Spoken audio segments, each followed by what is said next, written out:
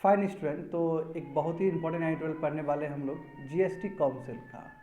देखो ये 55th meeting था जीएसटी काउंसिल का, और एज एक्सपेक्टेड बहुत सारा मुद्दा पे डिसीजन नहीं लिया गया। जो मुद्दा चल रहा था जैसे हेल्थ इंश्योरेंस प्रोडक्ट के ऊपर जीएसटी रिलीफ होना चाहिए कि नहीं होना चाहिए, तो उस पर भी डिसीजन नहीं लिया गया ठीक से, और फिर से एक्सटेंड कर दिया गया कि फिर नेक्स्ट मीटिंग में होगा। देखो जीएसटी जो लागू हुआ 1 जुलाई 2017 से लागू हुआ, और अभी तक लगभग 8 साल हो चुका है। ठीक है, लगभग 8 साल 7-8 साल हो चुका है, मगर उसके बावजूद भी जीएसटी अभी भी इवॉल्विंग स्टेज में ही है। क्योंकि देखोगे जीएसटी में जो टैक्स लगाने का जो स्ट्रक्चर तरीका है वो तरीका रेशनल नहीं है। बताओ, जो पॉपकॉर्न है, पॉपकॉर्न का पैकेज के हिसाब से तुम जीएसटी लगा रहे हो। किसी में 18% लगा रहे हो, किसी में 12% लगा रहे हो, किसी में 5% लगा रहे हो। लोगों को समझ में नहीं आ रहा कि ये क्या है भाई, है तो पॉपकॉर्न ही। तो इसलिए थोड़ा सा दिक्कत है, समझे? तो दिख जाएगा तुमको दिक्कत प्रॉब्लम जो भी है। जीएस पेपर 3 इकोनॉमिक डेवलपमेंट, यहाँ पे समझो। तो ये 55th मीटिंग था, ठीक है, और इसमें वही बोला जा रहा था कि जीएसटी ऑन इंश्योरेंस प्रोडक्ट, उस पर क्या होगा, इस पर लोग बेसब्री से इंतजार कर रहे थे, मगर इस पर कोई निर्णय नहीं हुआ। ठीक है, ग्रुप ऑफ मिनिस्टर बैठे इस पर, उन्होंने कहा कि हमें थोड़ा और वक्त चाहिए इस मुद्दा पे। ठीक है, तो एक ये प्रॉब्लम।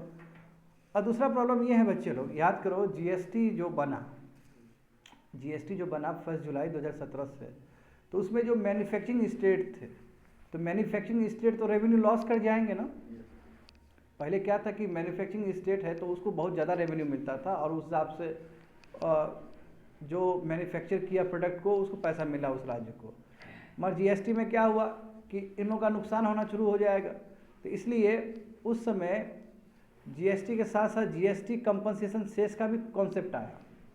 समझे कि कम से कम 5 साल तक, यानी कि 2022 तक कह सकते हो, कम से कम 17 से लेके 2022 तक, कम से कम 2022 तक 17 से लेके कि स्टेट को ना कंपनसेशन दिया जाएगा उस राज्य को जो राज्य को नुकसान हो रहा है जीएसटी के वजह से। मतलब 2022 खत्म हुआ, और उसके बावजूद भी अभी भी जीएसटी कंपनसेशन सेस चल रहा है, और अनुमान ये कि 2026 तक चलेगा। उसके पीछे लॉजिक क्या है कि जो भी कोविड टाइम में सेंटर ने क्या किया कि बहुत सारा लोन बोरो करके स्टेट को दिया है, तो अब स्टेट को दिया है बोरो करके, तो उसको कंपनसेट करने के लिए जीएसटी कंपनसेशन सेस अभी भी 2026 तक एक्सटेंड कर दिया गया। और उसके ऊपर भी एक जीओएमओ बैठा है, यानी कि ग्रुप ऑफ मिनिस्टर, जो बोलेगा कि क्या 2026 सही है कि 2026 से पहले ही ख़त्म कर दें, क्योंकि क्या जितना लोन दिया गया स्टेट सबको, क्या वो कितना वसूला गया कंपनसेशन सेस से, तो उसे कैलकुलेशन करने के लिए ये भी थोड़ा समय लगेगा समझने के लिए। मतलब कि कितना अभी तक कंपनसेशन किया, कितना लोन दिया था, कितना बचा, क्या 2026 जरूरी है, क्या कि 2025 में ही अचीव होगा, तो उसके लिए भी ये भी पेंडिंग में है इशू। और दूसरी बात ये है कि देखो जीएसटी को लेके बच्चे लोग, जीएसटी का मुद्दा आया है तो जीएसटी के बारे में और समझना चाहिए हमें। जीएसटी लागू होने से पहले एक रेवेन्यू न्यूट्रल रेट हुआ करता था। रेवेन्यू न्यूट्रल रेट मतलब क्या कि सब जोड़ के, तो वो लगभग 15.5% था, करेक्ट सर, 15.5% के आसपास। अभी देखोगे ओवरऑल जोड़ोगे तो सर 11% ही आ रहा है, तो अभी भी तो लगभग 3-4% से कमी है। तो इसलिए जो इकोनॉमिक्स है वो कहते हैं कि कम से कम आपका जो रेवेन्यू न्यूट्रल रेट था जीएसटी लागू होने से पहले, उसके आसपास तो अभी होना चाहिए रेवेन्यू रेट आपका। अभी भी कितना है सर, 11% ही है, यानी कि 3-4% से अभी भी कमी है पहले कंपेयर में, तो वहाँ तक अभी भी नहीं गए हैं। आ रहा है बच्चे लोग समझ में? तो जो रेवेन्यू न्यूट्रल रेट था वो जीएसटी लागू होने से पहले कितना, 15.5% के आसपास था, और अभी टोटल टैक्स करोगे कितना है सर, 11%, तो अभी भी 3-4% से कम है कि नहीं है? अब यहाँ पे समझो तो क्या किया जाए। तो एक तो देखो जीएसटी, और देखो इंश्योरेंस प्रोडक्ट पे, हेल्थ इंश्योरेंस प्रोडक्ट पे तो खुद नितिन गडकरी ही बोल दिया था कि हेल्थ प्रोडक्ट पे नहीं लगना चाहिए, इसलिए मिनिस्टर ही खुद बोल दिए थे, तो बहुत बड़ा मुद्दा बन गया था ये। अभी भी निर्णय नहीं लिया गया, अभी भी ग्रुप ऑफ मिनिस्टर उसके ऊपर बात करेंगे, उसको और टाइम चाहिए। सिमिलरली ये देखो कंपनसेशन सेस को रिव्यू करने के लिए भी ग्रुप ऑफ मिनिस्टर ने थोड़ा समय मांगा है, समझ में आ रहा है ना सेकेंड पॉइंट। और ये कंपनसेशन वही है तुम्हारा कि जो लोन दिया गया था उस समय पैंडेमिक के टाइम में, तो उसको भरपाई करने के लिए, क्योंकि 2022 तक तो स्टेट को दे ही दिए और 2022 से एक्सटेंड करके 26 तक किए हैं। तो कहाँ तक ये एक्सटेंड 26 तक एक्सटेंड सही है कि 25 में ही रोक देना चाहिए? क्या अभी तक जितना पैसा दिया उतना कलेक्ट हो चुका है? तो उसके लिए ग्रुप ऑफ मिनिस्टर तय करेंगे। समझ में आ गया ना? आगे देखो, decision taken by the GST. देखो जीएसटी काउंसिल कितना इंपॉर्टेंट है, कॉन्स्टिट्यूशनल बॉडी है बच्चों लोग। पहले तो हमें ये समझना होगा कि जीएसटी काउंसिल काम कैसे करता है। देखो जीएसटी में कोई भी डिसीजन लेने के लिए 75% ओके होना चाहिए। ओके होने का मतलब क्या है कि 1/3 सेंटर का वेटेज रहता है जीएसटी काउंसिल में, 1/3, और 2/3 किसका रहता है? स्टेट्स का होता है। देखो इसमें अच्छी बात है कि हर स्टेट का इक्वल वैल्यू है जीएसटी काउंसिल में, राज्यसभा की तरह नहीं है जीएसटी काउंसिल। जैसे राज्यसभा में क्या है कि जो छोटे राज्य है तो एक ही आदमी जाता है वहाँ से, जैसे सिक्किम से एक ही आदमी जाता है ना, समझ रहे हो ना, ये छोटे छोटे राज्य से एक ही आदमी जाता है। बस जीएसटी काउंसिल ऐसा नहीं है। जीएसटी काउंसिल में सब राज्य को, 28 राज्य को इक्वल इंपॉर्टेंस है, और साथ साथ जो यूटी है और जिसका अपना असेंबली है उसको भी उतना ही इंपॉर्टेंस है। जैसे अब कौन सा हो गया यूटी? 3 यूटी है ना, बिल्कुल, दिल्ली, पुडुचेरी और जम्मू एंड कश्मीर, जिसके पास विधानसभा है, तो उसको भी इक्वल इंपॉर्टेंस ही है। अब यहाँ पे समझो कि जीएसटी में कोई भी चीज़ लागू होने के लिए 75% ओके होना चाहिए। और 75% ओके होने का मतलब क्या है कि 1/3 वेटेज आप सेंटर को दे रहे हो, 2/3 आप वेटेज दे रहे हो स्टेट पुट टुगेदर। तो कहने का मतलब सेंटर यदि बात नहीं मानता है तो 75% वाला क्राइटेरिया नहीं हो पाएगा, और केवल राज्य ही मानता है तो फिर भी नहीं हो पाएगा, या फिर मान लो सेंटर मान रहा है और राज्य कुछ राज्य नहीं माना तो फिर भी नहीं हो पाएगा। समझ, क्योंकि 75% वेटेज चाहिए कोई भी डिसीजन को ओके करने के लिए। ये मैकेनिज्म है, समझ गए? अब यहाँ पे देखो क्या क्या निर्णय लिया गया इस बार 55th मीटिंग में, जो जैसलमेर में हुआ था राजस्थान में। ठीक है, जानते हो जीएसटी काउंसिल को हेड करने वाले कौन होते हैं? Union finance minister Nirmala Sitharaman. देखो फोर्टिफाइड राइस कर्नल्स, याद है बच्चे लोग, पढ़े हो इसके बारे में? फोर्टिफाइड राइस कर्नल्स का मतलब क्या है कि जैसे पीडीएस के लिए या वेलफेयर प्रोग्राम्स के लिए उसमें फॉलिक एसिड डालना है, विटामिन डी डालना है, जिंक ऐड करना है, तो इस तरह का फोर्टिफाइड राइस कर्नल को ऐड किया जाता है, उसके अंदर डाला जाता है। तो इसका जीएसटी कम किया गया, पहले 18% था, जाहिर सी बात है कम करना भी चाहिए, क्योंकि ये तुम्हारा माल न्यूट्रिशन को लड़ने के लिए इस तरह का चीज़ हम लोग अपनाते हैं। यानी कि माल न्यूट्रिशन का जो शिकार है हमारे जो लोग सब, उसको कम करने के लिए पीडीएस में कहा गया था ना कि फोर्टिफाइड राइस कर्नल यूज़ किया जाएगा, तो 18% से 5% कर दिया गया। ये मोस्ट वेलकम है, ठीक है, बहुत अच्छी बात है। अब देखो टैक्स ऑन यूज्ड कार्स, जैसे मान लो कि एक कार है 10 लाख रुपए का कार है लेट्स से, तो फर्स्ट हैंड है वो, सेकंड हैंड बेचे, जैसे मान लो कि मैंने खरीदा था 10 लाख में, ठीक है, first new brand first hand हम खरीदे थे 10 लाख में, अब हम क्या कर रहे हैं कि 5 लाख में बेच रहे हैं, ठीक है, यानी कि मान लो कि फर्स्ट हैंड कितना है 10 लाख का है और हम बेच रहे हैं 5 लाख में, जबकि सेकंड हैंड वो 4 लाख में बिकना चाहिए था, लेट से एग्जांपल बोल रहा हूँ, 4 लाख में बिकना चाहिए था, बट हमने कितना 5 लाख में बेचा, 1 लाख एक्स्ट्रा लिए ना, तो 1 लाख के ऊपर तुम्हारा 18% जीएसटी लगेगा। That is the meaning of second sentence. Tax on used car including electric ones rest from 12% to 18%। Tax on used car वही सेकंड हैंड कार है, जो 1 लाख अतिरिक्त लिए ना उसके ऊपर कितना परसेंटेज? 18% टैक्स। समझ गए? हाँ, अब देखो यहाँ पे, मगर देखो बहुत सारे जगह पे राहत भी मिला है, जैसे जीन थेरेपी हो गया या long range surface to air missiles, इसके ऊपर कोई जीएसटी नहीं लगेगा, क्योंकि हम चाहते हैं कि इस तरह का इकोसिस्टम बने भारत में। बात समझे? और टैक्स लगा दोगे तो इकोसिस्टम क्रिएट नहीं हो पाएगा। और क्या है देखो, अब यहाँ पे देखो, यहाँ प्रॉब्लम है, तो स्वीटन या क्रिमिनलाइज पॉपकॉर्न है उस पर 18% जीएसटी।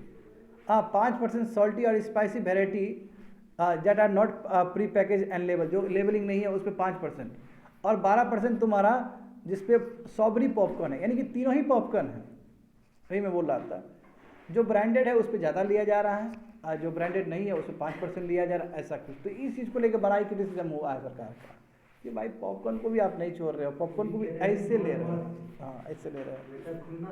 तो ये देखो अब सोचने वाली बात है। अब देखो इस, हाँ, गिफ्ट वाउचर्स पे जीएसटी नहीं हो। गिफ्ट वाउचर जानते हो ना, जैसे तुमको एक ईमेल आया या तुमको मैसेज आया, तो उसको जाके तुम वो करोगे ना, कोई सर्विस लोगे या कोई भी तुमको चीज़ मिलेगा, तो उस पर जीएसटी नहीं हो सकता, कोई भी सर्विस मिल सकता है।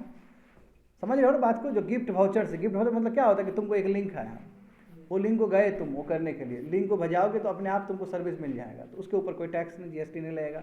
और दूसरी बात है कि मान लो कि एनपीएस हो गया, जैसे बैंक और एनबीएफसी का जो पैसा लिए हो और 1 महीना नहीं चुका पाए, होता है ना कई बार कि हम उस मंथ चुका नहीं पाते हैं, फिर नेक्स्ट मंथ चुकाना पड़ता है। तो यदि 1 मंथ नहीं चुका पाए तो नेक्स्ट मंथ चुका रहे हो तो उस पर कोई जीएसटी नहीं लगेगा। ऑल्सो नॉट अट्रैक्ट जीएसटी, समझ रहे हो ना, पेनल चार्जेस नहीं होगा, जीएसटी अट्रैक्ट नहीं होगा। ये भी डिसीजन लिया गया इस बार 55th मीटिंग में। अब यहाँ पे समझो several complexity of GST reason with multiple slabs. देखते हो भारत में स्लैब्स कितना ज़्यादा है ना, 5%, 12%, 18%, 28%, इसलिए क्रिटिसिज्म हो रहा है। हाँ, सोशल मीडिया पे भी क्रिटिसिज्म हो रहा है कि ये सरकार दूध दही पे भी टैक्स लगा रही है, पनीर पे भी, पनीर देखो कितना महंगा हो गया, समझ रहे हो ना। हाँ, तो अनदर इम्पॉर्टेंट एस्पेक्ट क्या है तुम्हारा कि वही देखो कि बताओ सेम चीज़ पे बस पैकेजिंग और साइज़ देख के आप अलग अलग टैक्स लगा रहे हो। जैसे पॉपकॉर्न का क्लासिकल एग्जाम्पल समझ गए, जैसे देखो यहाँ पे डिफरेंट टैक्स है बंस और क्रीम बंस पे। बताओ बंस पे कुछ और टैक्स ले रहे हो, क्रीम बंस पे और कुछ टैक्स ले रहे हो। अरे बताओ पराठा और रोटी में डिफरेंस है। अच्छा, इसलिए सरकार मतलब थोड़ा सा रहम करना चाहिए सरकार को भी, हर एक चीज़ में ही टैक्स और भी डिफ्रेंशिएटेड टैक्स। लोगों को समझ में नहीं आ रहा है कि क्या आधार है इस पर इतना टैक्स लगाने का, क्या आधार है इस पर इतना टैक्स लगाने का। और अभी भी वही तो मैं बोल रहा हूँ, अभी भी जीएसटी इवॉल्विंग स्टेज में ही है। कई बार बहुत ज़्यादा प्रेशर आता है तो सरकार तुरंत कर देती है, जीएसटी कम कर देती है।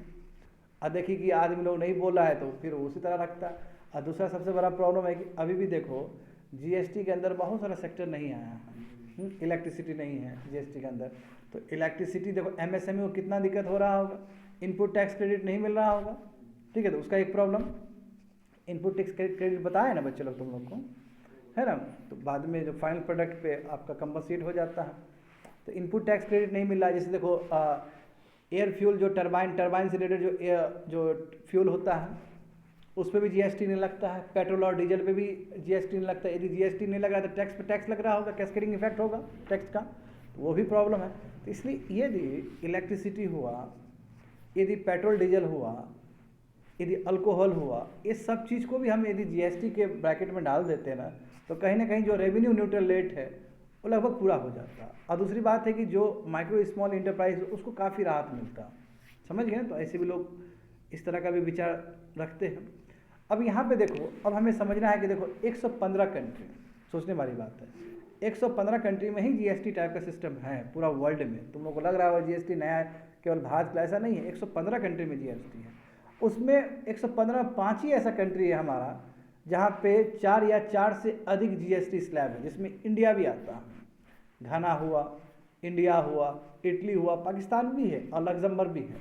5 ही सोचो कि 115 में 5 ही कंट्री ऐसा है जहाँ पे 4 या 4 से अधिक तुम्हारा जीएसटी स्लैब है ना। हमारा भारत में भी 5%, अभी देखे थे ना हम लोग, हाँ 12%, 0%, वही 5%, 12%, 18%, 28%, ठीक है, समझ रहे हो ना। हाँ, तो ये बताया गया है। अब देखो इसमें से 115 कंट्री में 28 कंट्री जहाँ पे केवल 2 रेट हैं, तो वो ज़्यादा बेटर है। और 49 स्टेट्स ऐसा है, 49 कंट्रीज ऐसा है जिसमें सिंगल रेट है। चलो मैं नहीं कहता हूँ कि सिंगल स्टेट भारत में हो, मगर भारत में 2 तो ट्राई हो ही सकता है, नहीं 2 हो सकता है। तो इंडिया में भी कम से कम 2 वाला सीखना चाहिए। चलो 1 करना मुश्किल है, 2 होना चाहिए और बड़ा ही प्रिडिक्टेबल होना चाहिए। तो multiple layer rate structure only raises the compliance button. देखो अलग अलग है तो कंप्लाइंस बटन बहुत हो जाएगा ना कि कौन सा किसमें स्ट्रक्चर लगा है, थोड़ा ब्यूरोक्रेटिक हडल्स भी हो जाएगा उस चीज़ को लेकर। ईज ऑफ डूइंग बिजनेस में प्रॉब्लम होगा भारत में। तो what is the need of the hour? तो नीड ऑफ द आवर ये कि इस तरह का रेट नेशनलाइजेशन करना बहुत ज़रूरी है। जो डिजर्व करता है उचित उस हिसाब। पॉपकॉर्न को बताओ, पॉपकॉर्न पे आप जितना भी टैक्स है सभी लगा रहे हो, हाँ, पॉपकॉर्न का वैरायटी, क्वालिटी, पैकेजिंग देखते हुए, तो रैशनलाइजेशन होना बहुत ज़रूरी है, समझे।